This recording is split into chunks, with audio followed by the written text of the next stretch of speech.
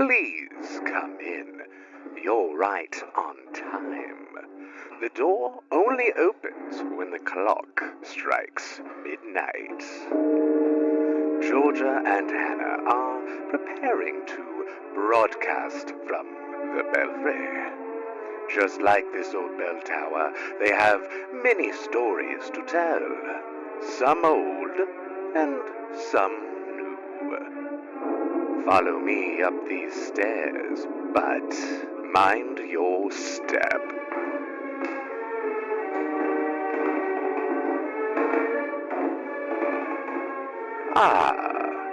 They're waiting for you. Manic energy in progress. Manic energy in progress. Okay. Let's learn something! Let's learn! I'm sweating and I'm out of water. Let's go. For those of you tuning in, please comment on our posts on Instagram. We should also mention this is episode 10. It is. Which means there will be no new episode next week. It also means that we're 1/3 of the way through season 1. Woohoo! We hope you're enjoying this season on, so far, monsters and creatures of mythology. Yeah. So no new episode next week, but we will be in New Orleans. Okay. I don't know why I said it like that. New Orleans. And we'll be probably posting about that on our social media, so you can we sure will follow along and see what we're getting up to and maybe get some hints at what we'll be talking about in the future. That was a long run-on sentence. Thank you. I tried really hard. It kind of reminded me of the meme of that kid who's like, and if you, and when you, if you could, and you just, and when I love that kid because he is me and I am him. Yes, please keep listening to the podcast, but just know that we're not gonna have another one next week. Yeah, because we need a break. Also, we just will be in NOLA, so yes, we'll be busy eating donuts and gumbo. I will be eating a beignet for the first time ever, and I will take you all on that journey with me. It's going to be awesome. Don't worry, I'll take a picture. I have a lot of pictures and videos of Georgia eating. It's one of my favorite pastimes. Well, yeah. So, yes, going back to what I started to say, please comment on our posts on Instagram, and if you would like to talk about our one post about the episode or any of them, we post some weird stuff. If my cat doesn't shut up, please join our group on Facebook and post there. Mm-hmm. Anyone who likes our page should have access to the group. We share posts in the group onto our Facebook page, so you should be able to see it. And yeah, or send us an email if you prefer that. Oh my God, send us an email. We actually love emails. Wait, can you send us, please? Wait, I want to request that if you are enjoying the show, please email us a limerick or a haiku, whichever you prefer. And if poetry is not in your heart, like me, it is not in my heart, then please send an email that just has your favorite emoji of choice. And also, the subject of the email should be your mom. Yeah. Thank you. Our email address is at the end of the show. It's also just broadcastfromthebelfry@gmail.com. Yeah, we're a Gmail squad here. Yeah. Okay, are we ready? Thanks, Google, for capitalism. We're learning today. I certainly learned a lot. Let's go! I'm dehydrated and I'm ready. So now that Georgia is hydrating or dehydrating, thanks, Chris. So first of all, werewolves in the conventional way that we've just discussed are not really a thing in East Asian folklore. So we've just got to scratch that perspective, and we're going to learn about some totally different stuff. Not totally different, but the word is still relevant. therianthropy. Mm-hmm. So wolves in general, as we know them, are as we know them in the United States, are much larger than the ones that are found in Eastern Asia and Tibet, China, Mongolia, India. They may have a similar sort of dangerous or not evil, but predatory sort of connotation as they have also been assigned in European and Native American folklore. But when we're talking about different werewolf-like creatures, I'm using air quotes, it's more like the characteristics of the wolf or other hunter predators have just been pulled and slapped onto a humanoid body, which is therianthropy. Hell yeah. There's quite a lot of that. Because it says animal or hybrid. And I think that counts as a hybrid, if nothing else. Yeah. Yeah. Obviously, I'm an expert. Because you are a hybrid. You are a mutant. Yes, I'm a gremlin hybrid. I'm a hybrid of... I got nothing. A rock, we know. A rock and a human. A rock in progress. This energy is too much. I can't. Okay. Why was that too good? Did I do too good of a job? You are a rock in progress. I know. But enough about rocks. We're going to talk about... This is now a geology podcast. Let's go. I know nothing about rocks. Don't make me do this. So, what was I even talking about? Oh, yeah. At least in Chinese mythology, animals such as these predators cultivate and eventually become spirits, but then when they reach a certain point, they gain a human form. So let's first talk about the yaksha in Hinduism and Buddhism, and I believe also in Jainism. They refer to a class of spirits originating from somewhere in nature, like plants and animals. They're typically benevolent, but sometimes they're really not. They can be mischievous and chaotic and sometimes even murderous. They have the ability to shapeshift into the things that they're associated with in nature, like plants or animals. And sometimes they can transform into these sort of predatory looking creatures. In some texts, they appear almost demonic with sharp teeth, thick matted fur, and yellow eyes, or big, round, bulging eyes, protruding fangs, and a green complexion. Ooh. In Jainism and in Thai mythology, they're sort of seen as guardian spirits, and sculptures are frequently seen outside of places of worship. I can't think of an equivalent guardian statue anywhere I live. You know? Well, not where you live, but in grotesques. Yeah. And gargoyles. Yeah. Well, I just meant in Midwestern America. Yeah. I mean, Pittsburgh apparently has a lot of gargoyles for some reason. Yeah. Do you know the difference between a grotesque and a gargoyle, actually? No. Oh, you told me and I forgot. Did I tell you? Okay. Yeah. The gargoyles are kind of like on drain pipes. Typically, they have the water coming out of their mouth, whereas the grotesque is just the statue on the ledge. Yeah. Okay. Do you remember that cartoon Gargoyles? Yes.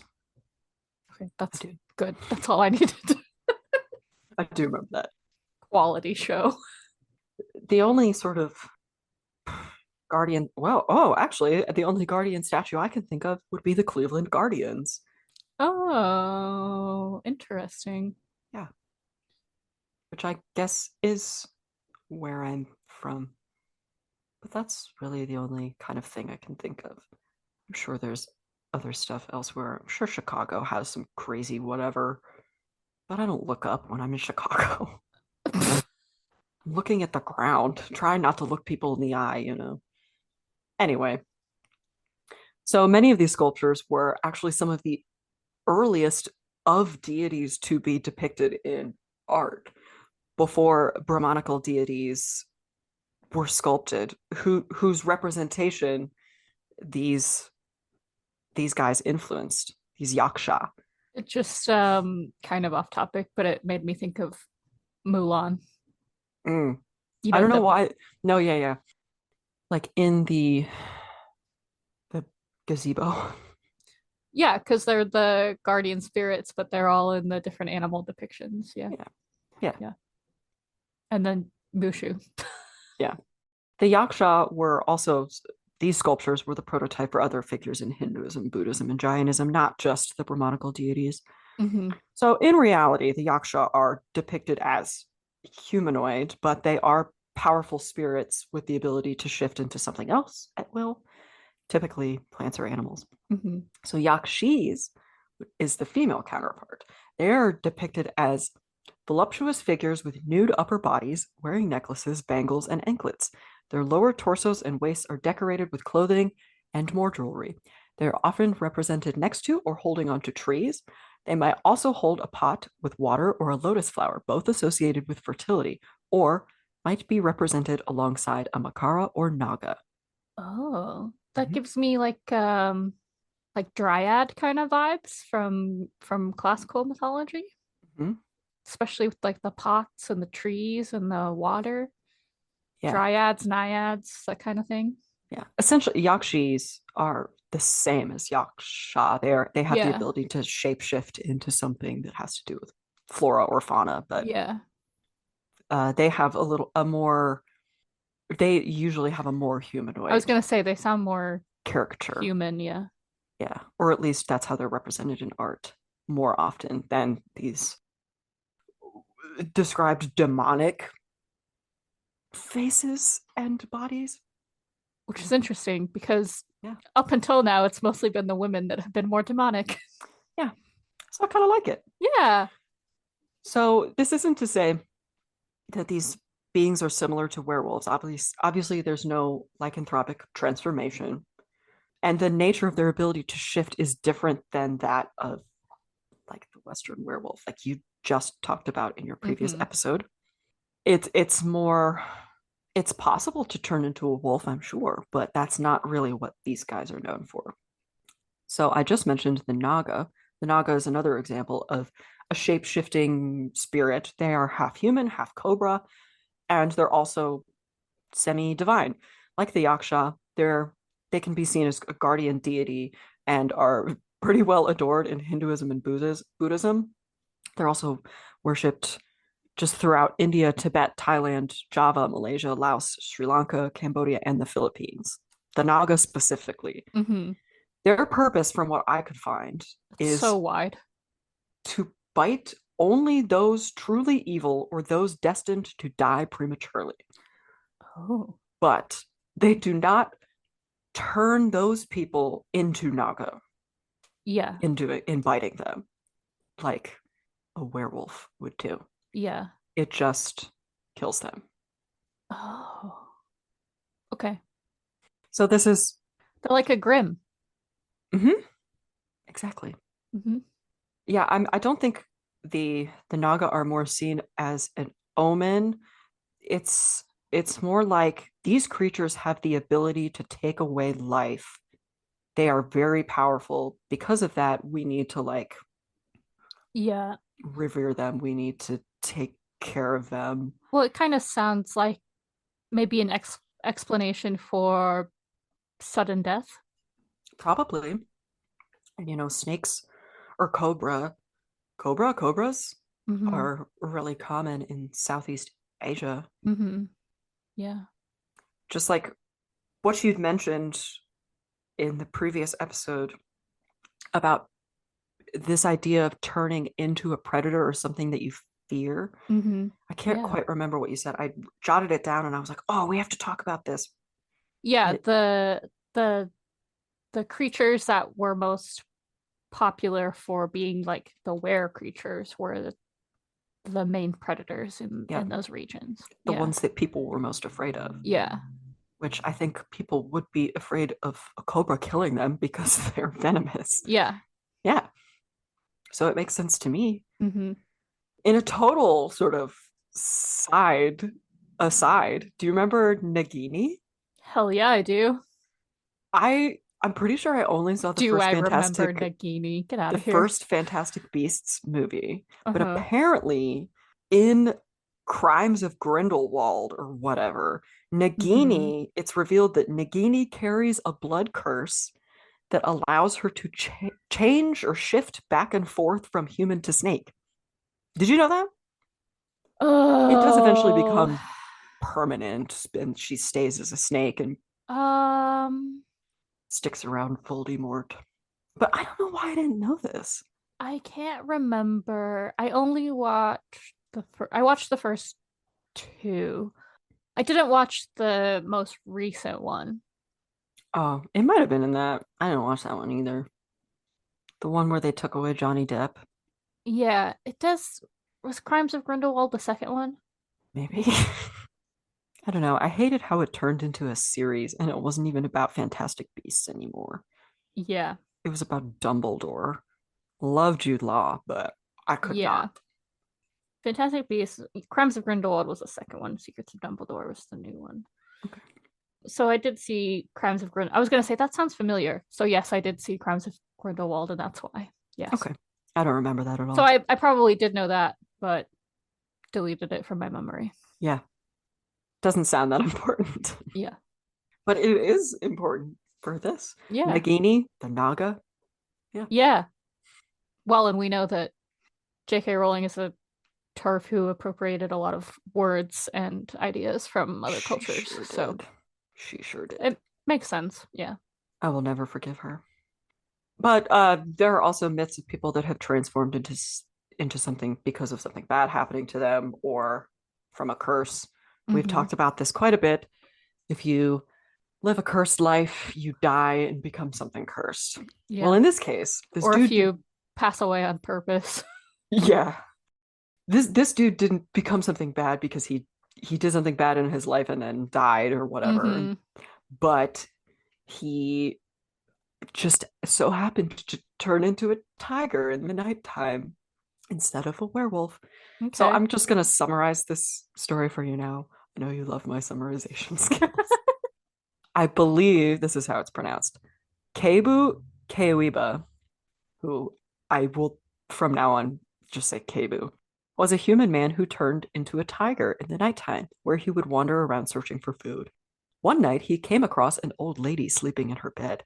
She convinced him not to eat her, but instead to go after a young lady named Thabaton or Tabaton, I don't know. He went to her house, knocked, and tried to enter, but she would not open the door because she didn't recognize his voice as being like one of her brothers. Keibu returned to the old woman, ready to eat her. I should reference, he lived alone and had a hard time cooking the food that he went out and ate because he didn't have a wife. This was like very specifically mentioned in the story. Oh, so he's a classic incompetent man with a capital M. Incel. So yeah. He returned to the old woman, ready to eat her. She said she would make the young lady open the door. She then went with Keibu to make sure that Tabaton would open the door. When she did, he then snatched her up and took her off into the woods to be his wife and cook for him. Tabaton's brothers returned, went out into the woods to find her, eventually found her, and they made an escape plan when Keibu was when he was off searching for food at night. Tiger things. After distracting Keibu, they gave him like a reed tube with holes on both ends and was like, collect water in this and bring it home. And he was like, okay. Went out and collected water, but then it would fall out and he'd be like, oh, I guess I gotta go back and get more water. Like an idiot. After distracting him that way, they burned his house down. With his baby still inside. Oh, that's sad. And then they went back to their home. Well, he did forcibly take this woman. That's true. Rape her to have this child and force her into servitude.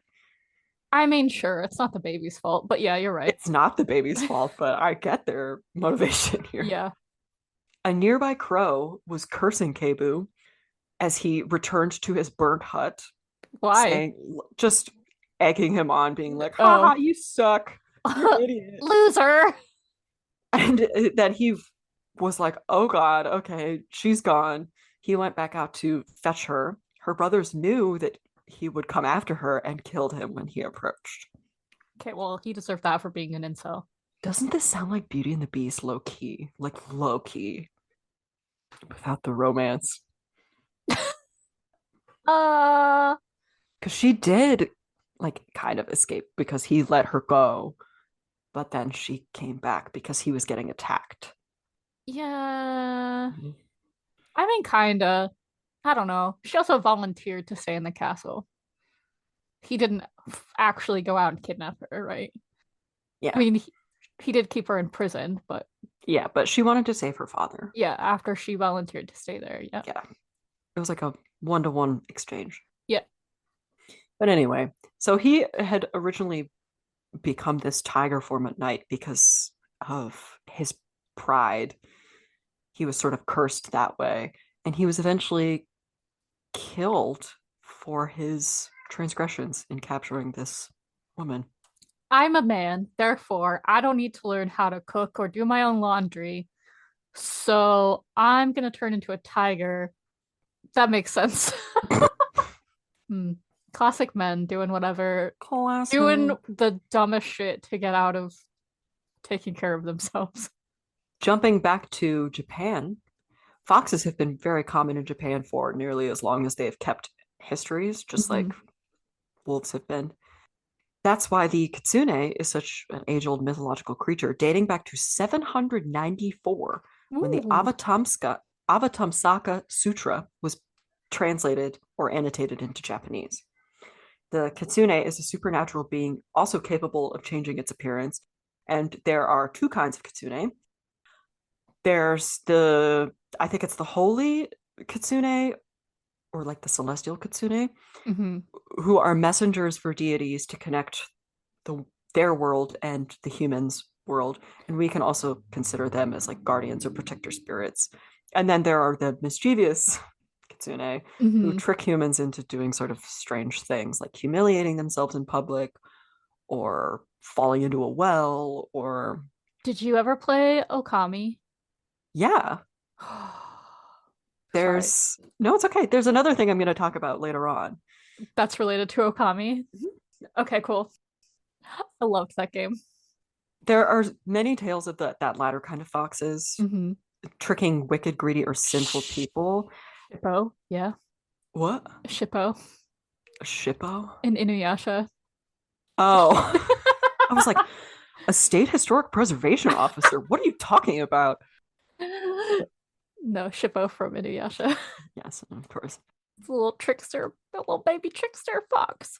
And because people have been sort of convinced into doing kooky, crazy things, it's almost seems like sometimes they've been possessed by kitsune.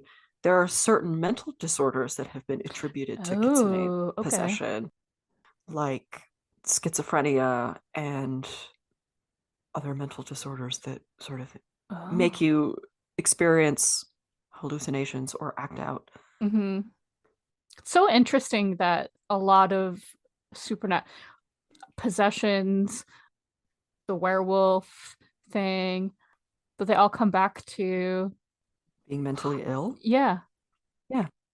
That's crazy. It's supernatural folklore was just a way of explaining mental illness. We've just come up with these wild and kooky things to explain why we're insane. So fun and quirky. We can't handle the human condition, and we can't handle capitalism. I can't even handle... I mean, the world hasn't always been capitalism, but... Capitalism. You know what I mean? But, yeah. But, I mean, for most of recorded history, it sure has. So, some kitsune actually can transform into like a human form to trick other humans. They'll kind of do anything and just end up staying like that. Some kitsune get married to humans, but then when they are drunk or stoned or injured in any way, their true nature is revealed by a tail, fur, or fangs. You know, it's either if they get careless or mental affect is messed up.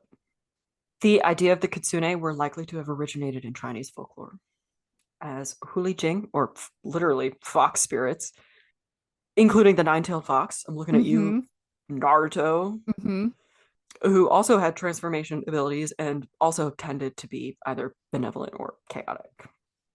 I know you're talking about the nine-tailed fox, but I was just thinking you were talking about Naruto for a minute.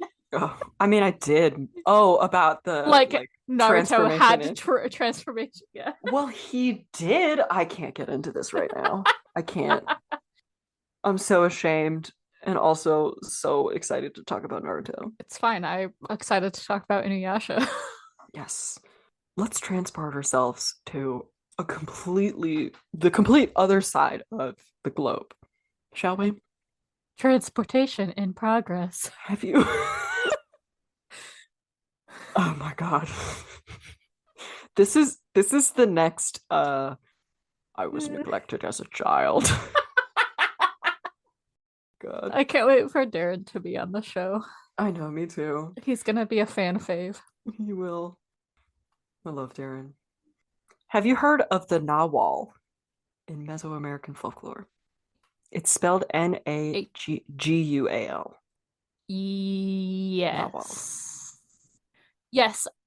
I don't think I named them, but I think I briefly mentioned the Mesoamerica, the people that most often turn into donkeys, dogs, turkeys. Isn't that the It's the very Nawal? possible. From what I read, this is just another human with the ability to shapeshift.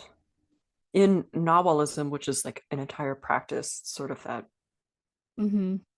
Nawalism is sort of an animism tonal religion wherein one believes that they can access a supernatural power by connecting with the animal within them. Yeah. Yes. So the word, as the Spanish sort of believed, comes from a word meaning magician. It can also just mean shapeshifter. And depending on what the person is like, who is able to access these powers, they may use that for good or evil deeds. In 1894, Daniel Garrison Brinton published an ethnology of the practice wherein he described Nawal practices and how people acted once they believed that they accessed these powers. It does involve ingesting drugs of some sort. The only one I can remember is peyote, which I think we've all heard of. Ayahuasca or something like that. Yeah, if you have ever taken peyote or ayahuasca, I'm sure you could believe that you could access your inner animal or some sort of power. A half century after that, Gustavo Correa argued that Nawalism actually originated in Europe from the medieval belief in werewolves. But he's also ignoring that concept of shape. He's ignoring that the concept of shape shifting has independently originated throughout the world. It's not just in Europe. Yeah. Right. Okay. Dingus. Back to the other side of the globe. So I'd like to Transportation talk about... in progress. In progress. Transportation stopped. So another yokai, like the kitsune, which is just a supernatural entity or spirit, which can often have animal-like features, in Japan, is the Okuri Inu, or the Yama Inu, or the Okami. Yay! Specifically, this is a wolf or dog spirit that follows people along a mountainous or forested path at night, waiting for someone to trip and fall or take a long rest to attack and eat them up. They are ferocious enough creatures that other yokai or spirits will not disturb the person walking or even come near, even though the Okuri Inu really just resembles a dog or a wolf. And in reading about this, I'm just imagining Jacob from Twilight doing this kind of thing, like following people at night. He does really seem creepy enough to follow somebody around and then eat them Well, if they trip and fall. especially Bella, yeah. Yeah. It also again, like I said earlier, Grimm, but it reminds me of Grimm's as I don't know, omens, I guess. Mm-hmm.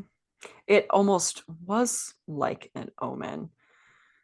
It's, if you noticed that you were being followed, it was sort of twofold. You recognized that you were being protected from other yokai that could injure you or possess you or do something to you on this journey. But it's ferocious enough that it's a threat if you misstep in any way, or if you become too exhausted and can't go on. Yeah. Like it's not gonna protect you if it can then get to a place where it can. Yeah.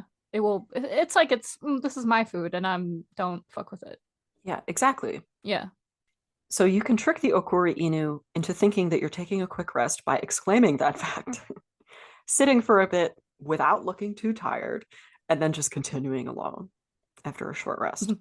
I'm sitting down now. So if you trip and fall, you can say, "Oh, I'm so," or "This is exhausting," and then kind of just like sitting back on your heels, looking around, like not looking too tired, and then going back to it.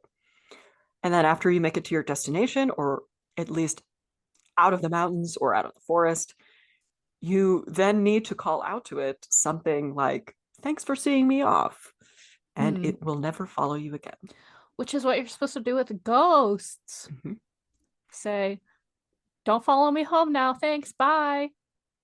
So rather than the other things I talked about, this one doesn't have any like transformation abilities or anything like that. It's really just a spirit that wants to feed and is also protecting you along your journey. Fun fact.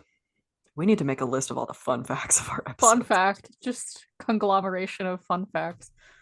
Compilation. Okuri okami is also a term used to describe predatory men who go after young women.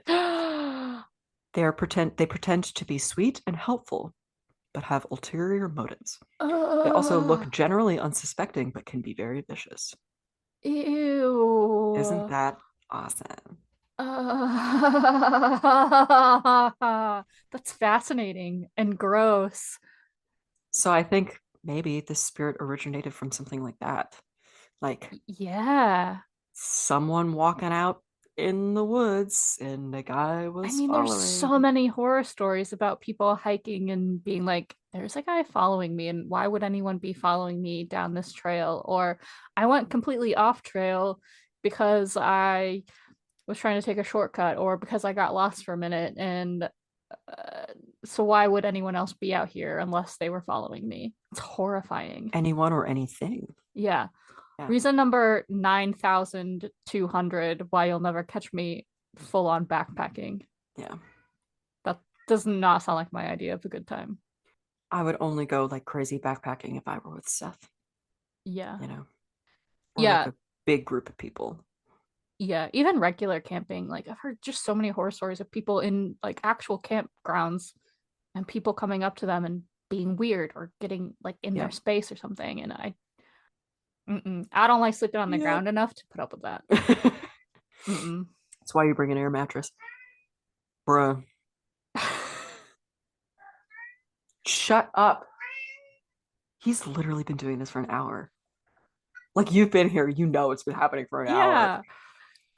So I think that this in particular sounds a little bit like Little Red Riding Hood. We'd mentioned that in episode 9.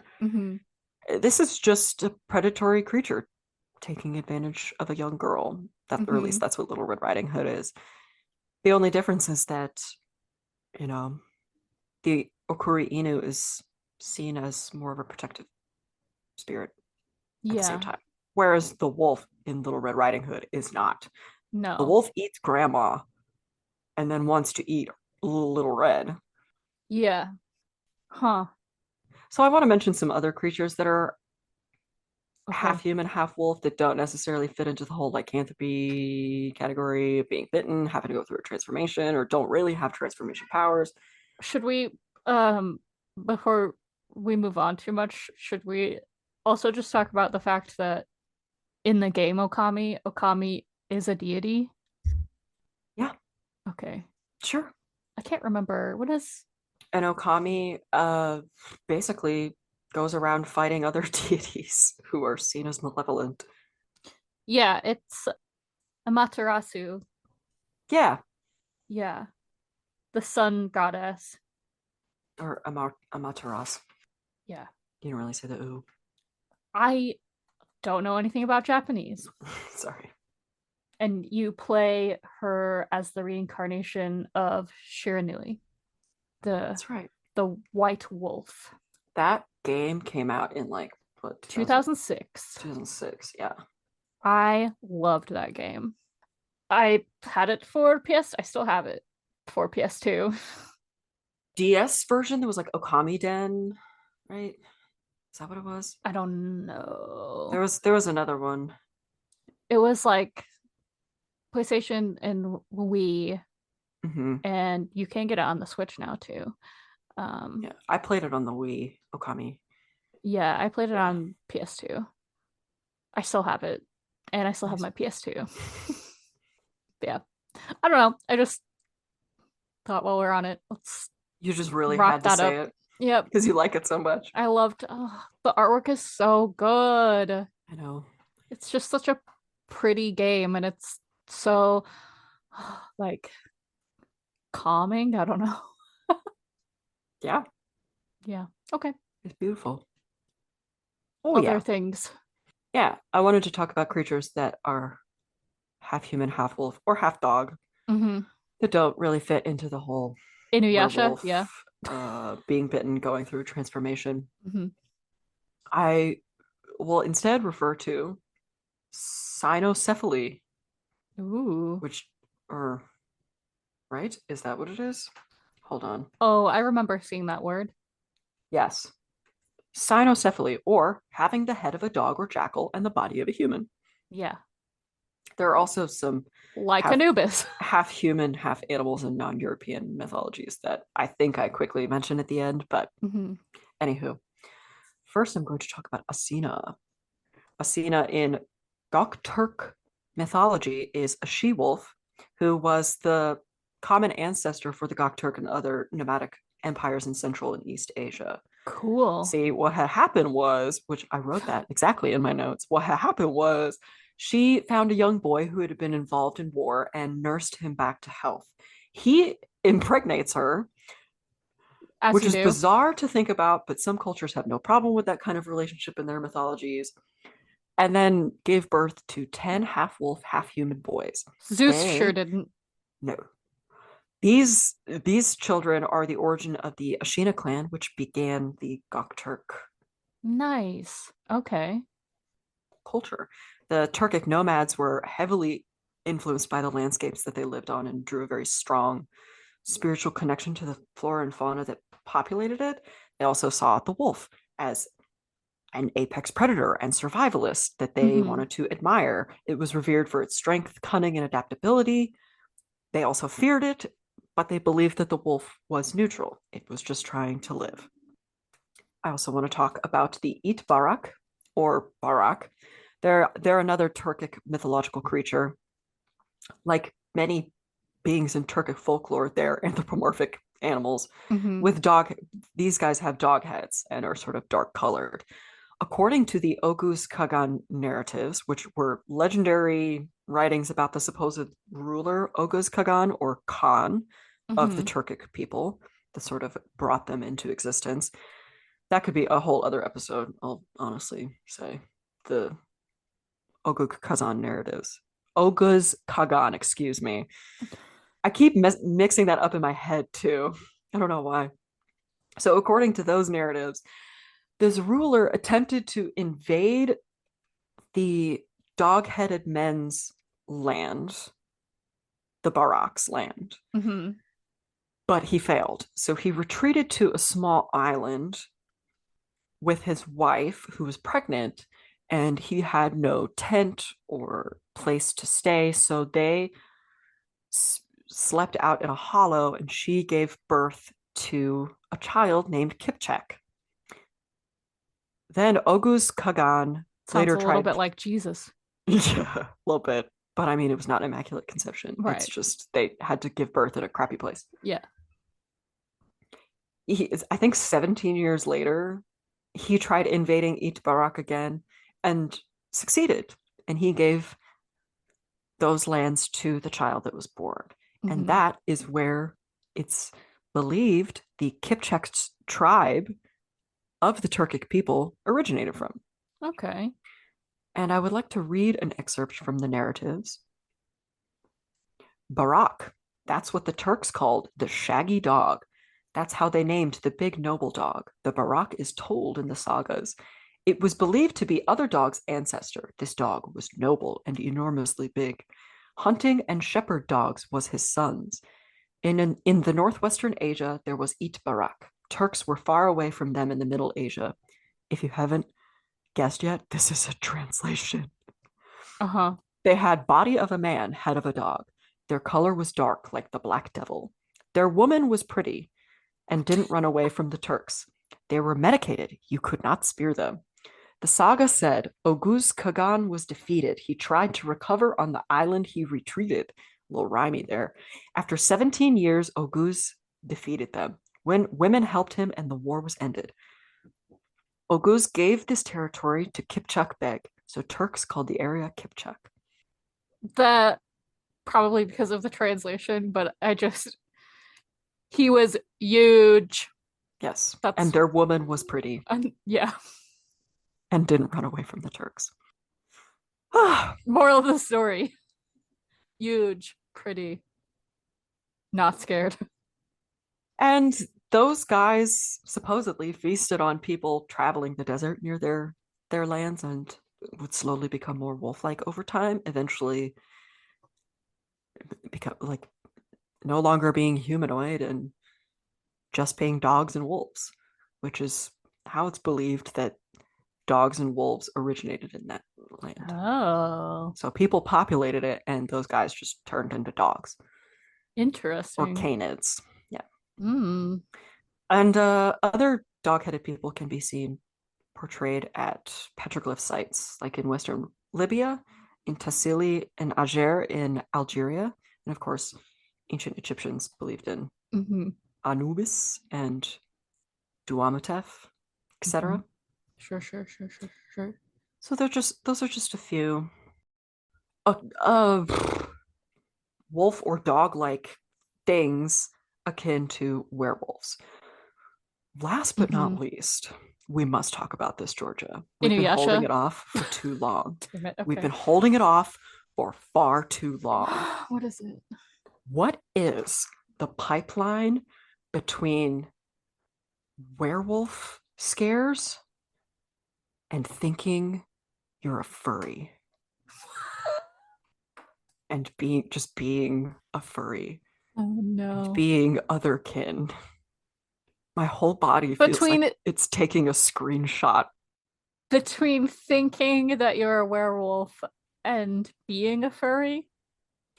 Yeah. So these I think it comes down to, okay, maybe you have the brand of whatever disorder that makes you think you're a werewolf. As long as you are not dressing up as a werewolf, you are not a furry. As long as you are not putting on that fursuit, donning your fursona, you are not a furry, and therefore you are okay in my book. And I don't like to kink shame people, but I am not here for the furries. I think it's hard to talk about this because we just talked about all different kinds of people from all over believing in the concept of someone either having the ability to transform into a dog-like creature or a wolf, whatever. It's so and in some instances having sex with humans. Is the concept of like a dog-like furry the next step from this sort of animism belief? Yeah. The Nawal that I just talked about did believe that they could transform into the animal that they are most connected with. Some furries do believe, or people who refer to themselves as otherkin do believe, that they are these other non-human things, right? Mm-hmm. Mm-hmm. Is this kind of a similar thing? It's just in modern day. Mm-hmm. Yeah. I don't necessarily think that it's due to any sort of like magical or supernatural, No. like arriving at these magical powers because you've attuned to yourself enough that you've connected with the animal within. Yeah, it might be more so that like your personality traits, you think your personality traits align with this animal, or you choose to portray or play up characteristics to align yourself with this particular animal, right? So it's more like identity seeking. Yes. Yes. I But think a lot of this, instead of being like, maybe Nawal would be the most similar to that, like sort of identity seeking thing. I think the rest of the things that I have mentioned, at least, are really more about like circumstantial spirits, that kind of thing. Yeah. And there's a big difference between taking some peyote and wrapping yourself in animal hide and going with that flow than like going to a convention and finding a new master. I mean, in I contemporary terms, you know, there's those a are whole, two very different. There's a whole culture to furries that I don't think I'll ever really understand, because I'm just not interested in it, really. I mean, don't really seek to understand it either, but I knew that we would have to talk about this. To be fair, it's kind of off topic, but to be fair, it is just ultimately a flavor of BDSM, right? At least when furries are used in like sexual practices, yeah. Yes. I probably, yeah. Which is fine. I'm not okay with it, but it's fine.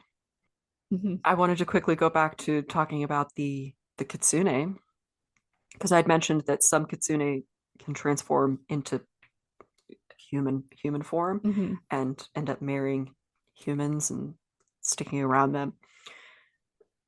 I wonder if that is because when the myth of the kitsune was originated, people thought that that's what they were. Like, is this an older version of a furry?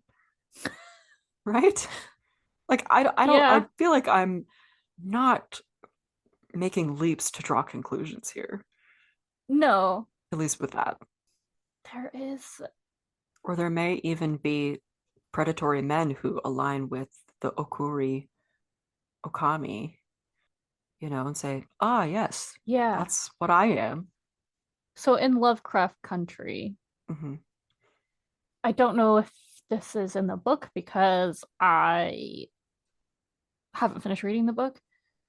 And at this point, I probably need to start it over.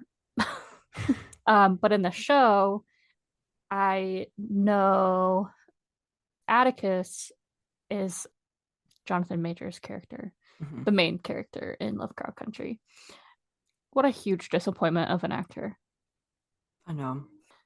So he is in the Korean, he's a veteran of the Korean War.